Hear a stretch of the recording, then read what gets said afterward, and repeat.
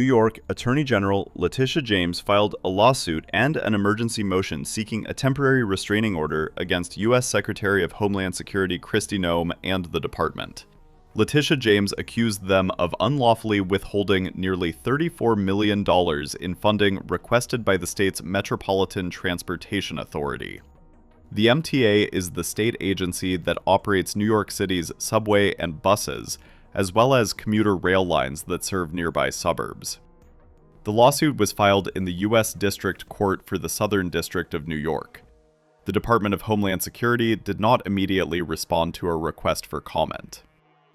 DHS today cut New York's award from nearly $34 million to zero, an unlawful decision, her press office said in a statement. The move, James said, jeopardizes the safety of millions of New Yorkers. I am asking the court to act before midnight to stop these funds from vanishing and to ensure that New Yorkers are not put at risk by this administration's political games, James said. Last month, the U.S. Transportation Department said it may withhold up to 25% of federal transit funding for the MTA if the agency does not improve safety for subway track maintenance workers. Earlier, U.S. Justice Department said is pushing ahead with its investigation of New York Attorney General Letitia James over mortgage fraud allegations after President Donald Trump demanded the case move forward. Letitia James, are you disappointed that the U.S. Attorney for the Eastern District of Virginia has not prosecuted Letitia James? Do you intend to fire him? Well, we're going to see what happens. I am not following it very closely. It looks to me like she's very guilty of something, but I really don't know. I know that the U.S. Attorney from the Eastern District, or from that district in Virginia, that he was approved by two Democrat senators who, in my opinion, are among the worst. And when I learned that two senators, Democrats, because as you know, it's very hard with the blue slip, it's very hard for a Republican to get somebody approved if you have one senator that's a Democrat because of an old custom. It's not a law, it's a custom. It's a ridiculous custom. But if you have a Democrat senator, you have to get that senator approved. Well, in this case, we had two. When I saw that he got two senators, two gentlemen that are bad news as far as I'm concerned, when I saw that he got approved by those two men, I said, pull it, because he can't be any good. So you want him fired, you want him out? Yeah, I want him out, yeah. When I learned that he was blue-slipped through by two Democrat senators in Virginia, people that would never vote for it, that people that haven't voted for us for probably years, okay, probably years. In my opinion, two bad guys. You know they are, Warner and Kane. Two bad guys, bad senators too. They do a terrible job for the people of Virginia. But when I saw that he got approved by these two terrible people that haven't voted, they just don't vote no matter what it is. We could give them the greatest deal ever and they still wouldn't vote. And they voted for this guy. And I have other people, judges, and I have U.S. attorneys from other states where I have the same situation, and they can't get approved. So when I learned that they voted for him, I said, I don't really want him. Okay.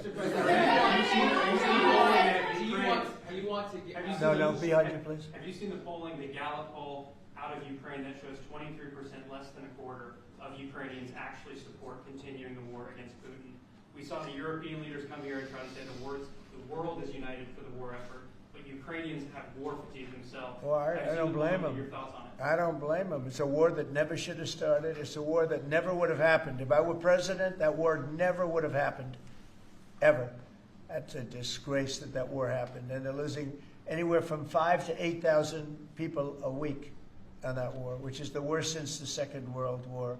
That's a war that should have never happened. And if you consider would have never happened. And it didn't happen for 4 years. When I was here, it didn't happen. Go ahead. Have you considered cutting funding, even promises made by the Biden administration? Well, we're not spending any money on the war. You know, we're being paid for everything we said. Unlike Biden, he gave them $350 billion.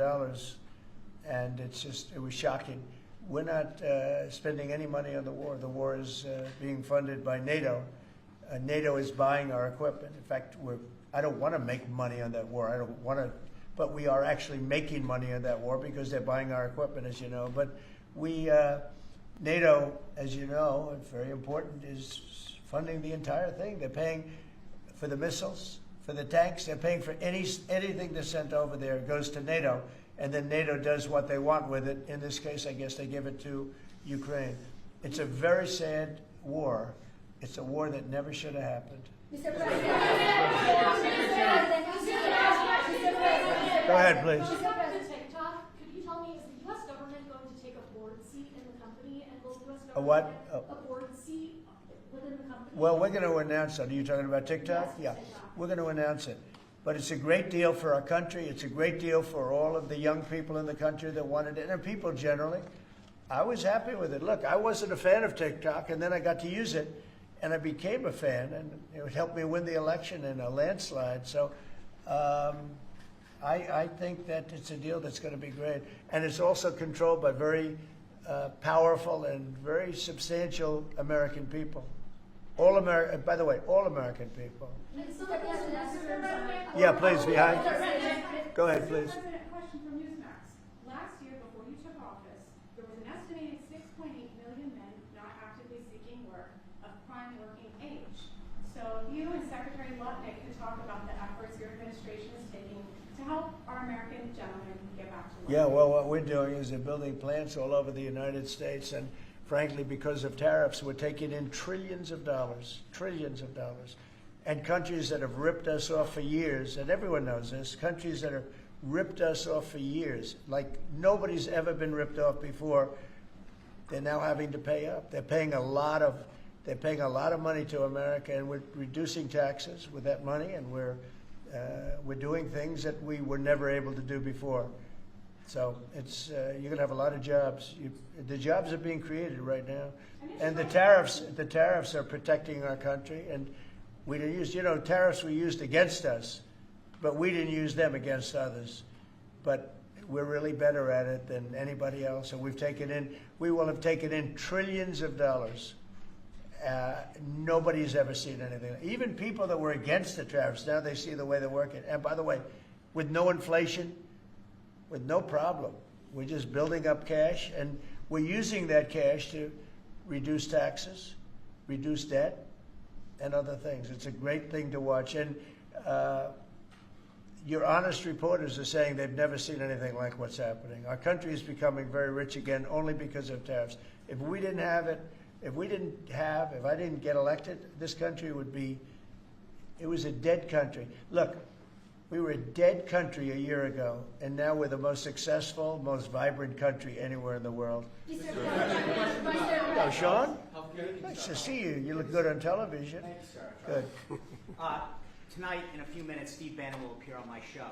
Good. He floats the idea that you should dual hat Secretary of Treasury Scott Bessent, not only as Treasury Secretary, but as interim Fed chair. Would you be willing to entertain that? In other words, you like Scott.